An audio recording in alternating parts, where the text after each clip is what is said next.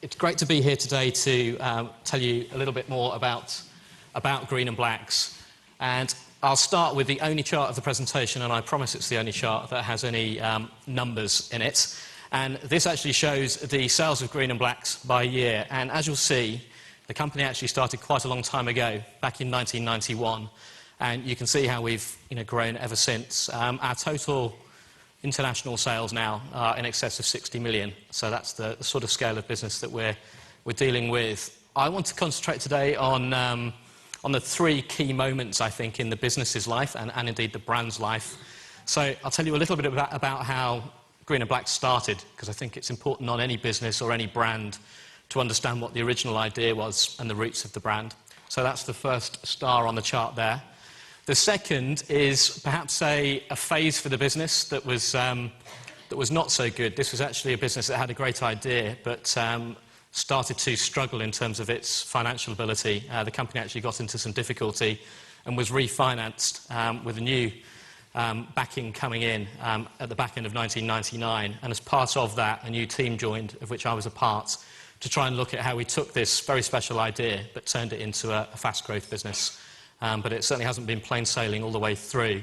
And I actually think there's as much value telling you about some of the things that went wrong and how we dealt with them, as much as it being just the good news that's followed thereafter. And then the final star on the chart just denotes a bit closer to today, really. We, as a business, were actually acquired by Cadbury in 2005. So how does a small entrepreneurial, hopefully quite funky brand cope within a big corporation? How's it run?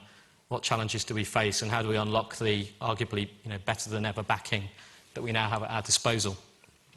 The name Green and Blacks.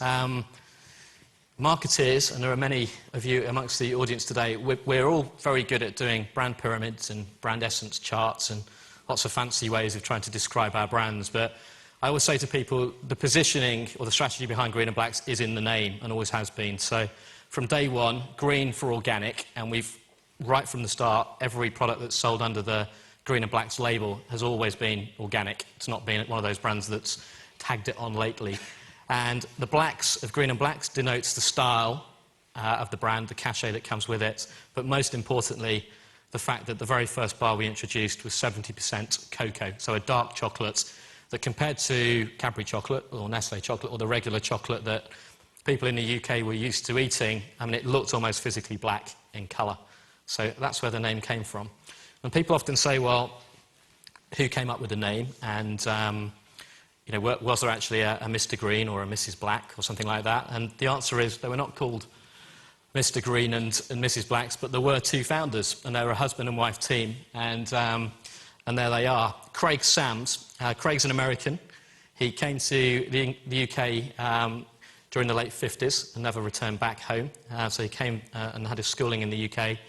And Craig is probably the sort of foremost organic and eco food entrepreneur in the UK. So whilst Anita Roddick was doing Body Shop, Craig was selling brown rice in Notting Hill, opened a macrobiotic restaurant in 1965 and claims to have had the Beatles amongst some of his earliest customers, and then started a wholesale business supplying vegetarian restaurants in and around London and the South East. So this was somebody who his whole sort of system and his motivations were all about organic and ethical food. The problem was, of course, if you think back then, not many other people were particularly interested in those things. So Craig's like one of these brilliant entrepreneurs that is always ahead of the curve. And again, as most entrepreneurs find, whilst they have real creative genius, the problem is they get bored with running the business and they're off onto the next idea. So Craig had this amazing idea, but arguably didn't turn it into a good commercial business. But more on that later. The other big part of Green and Blacks, and I always say Craig is the green of Green and Blacks, and his wife, a lady called Josephine Fairley. Some of the ladies in the audience might know the name Jo Fairley. Her day job back then and still today is as a journalist. She writes about beauty products, and for many years she was the resident beauty columnist in You magazine on the Mail on Sunday. So Jo is very much the luxury side of Green and Black. She's a total chocoholic. She has got an interest in environmental issues, but her biggest deal in life is having great chocolate and lots of indulgences. So it's the fusion of Green and Blacks right from the early days. This is the very, very first bar of Green and Blacks. And I guess some of you in the room will be running your own businesses, and you'll realise that the idea of hiring a design agency is a nice idea, but you simply can't afford it. So this was actually done at home by Craig on his Apple Mac. He was, again, ahead of the game having an Apple Mac way back then. But the founders actually designed the pack, knocked it up, and got the first few packs printed. But I always go back to this pack because I think it's a brilliant explanation of what Green and Blacks is about. I mean, really a high-quality chocolate with third-party verification. So we use the Soil Association in the UK to say we're organic, rather than making a vague claim about natural or good for you.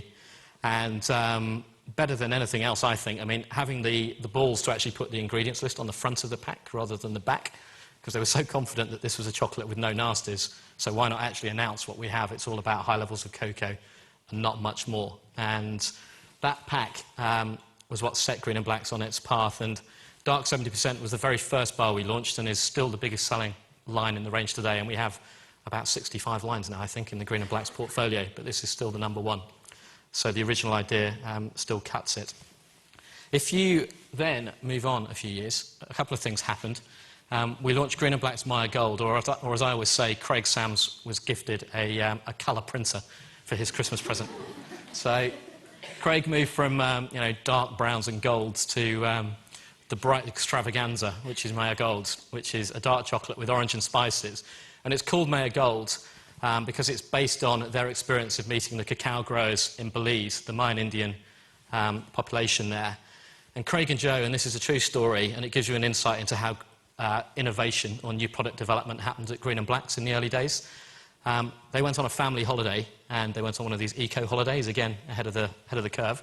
And as you do when you're on holiday, while most of us are there reading a book or with our iPods and enjoying a few glasses of beer by the pool, Craig and Joe went and met some cocoa growers, because you do that on your holiday. And they heard about how this group of cocoa growers had basically had an agreement in place with a big American corporation to buy the organic cocoa that they produced. The price had been agreed, and in the couple of years that followed, the market price for cocoa had crashed because it's a commodity good. And the big American corporation had said, well, we still like your cocoa, but we're not paying what we said that we would pay for it 2 years ago. And to put it into perspective, it's a tiny quantity of cocoa by the standards of a big corporation, but they refused to pay the original price they'd agreed. And it really wasn't worth the cacao growers actually harvesting and selling this cocoa. So Craig, being Craig, says, well, don't worry about that. We've actually just started a little organic chocolate company, so we'll buy your cocoa. If you could arrange to get it sent to the UK, we'll pay you up front for it. And that's it. So anyway, they enjoyed the rest of the holiday, returned back to London in Notting Hill, where they lived. And a few months later, a container load of organic cocoa hits the Portobello Road in Notting Hill. And they think, God, yeah, we did agree to buy that cocoa. We never thought it would actually turn up. So what are we going to do with this? So they created Maya Gold, which is really a tribute bar to the farmers of Belize. And the other special thing about Maya Gold, you'll see the Fair Trade symbol on the bottom left. The Fair Trade Foundation and Green and Blacks Maya Gold came into being on the same day. This was the very first product in the UK to carry the symbol, not just chocolate, but any product at all, in April of 1994. And it's still a big seller for us today, and we still work with the Fair Trade Foundation on an ethical project with the farmers of Belize. In terms of where Green and Blacks was sold in the early days, let's move on. Packaging, by now we could afford to hire a design agency. So we were into about 1996, 97 by now. Packaging had been tidied up slightly, but still communicating the key messages. But the interesting thing for Green and Blacks is that you would find it in stores and shops that represented the two extremes of the brand. So green for organic and blacks for kind of luxury, stylish places. So if you wanted to buy Green and Blacks in the mid-90s, you would be most likely to find it in a health food shop. And we were talking earlier about an experience of buying it in the likes of Holland and Barrett. Or the other place you could find it was Selfridges or Harvey Nicks or all these really high-end Fortnum & Mason food stores. There was not much chance of discovering Green and Blacks in a newsagent or a supermarket where most people tend to buy chocolate. And that was really because it was perceived as being interesting but very niche.